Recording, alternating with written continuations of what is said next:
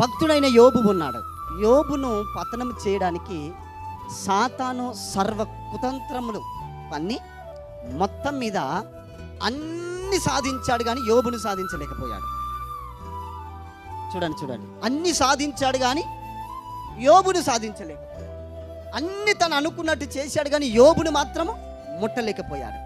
దాని అంతటికి కారణం దేవుడు అంటాడు, ఇదిగో ఆయన ఏమై ఉన్నాడో, ఆయన నీకు ఏ విధముగా కనిపిస్తున్నాడో, ఆయన కనిపిస్తున్నట్టుగా ఆయనను నాశనము చేయాలనుకుంటే అది నీ తరము కాదు. ఎందుకు తెలుసా?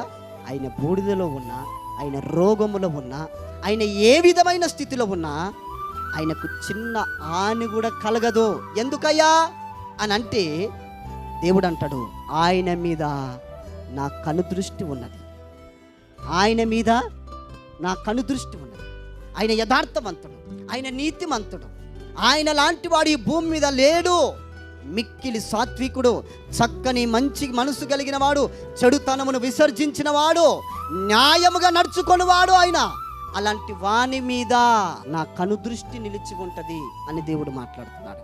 యథార్థవంతులను బలపరచుటకై దేవుని కనుదృష్టి లోకమంతా సంచరిస్తుందట. ఇప్పుడు యథార్థవంతుడు ఎవరు? యోబు. యోబు మీద ఇప్పుడు ఎవరి కనుదృష్టి ఉంది? దేవుని కనుదృష్టి ఉంది. నువ్వు యథార్థవంతురాలివైతే, నువ్వు అడుక్కుంటున్న స్థితిలో ఉన్నా, దేవుని భాగ్యమైన నేత్రములు మాత్రము నిన్ను కాచుకొని ఉన్నాయి. ఏదో ఒక రోజు పర్వత శిఖరాల మీద నిలబెట్టే రోజు ఉన్నది.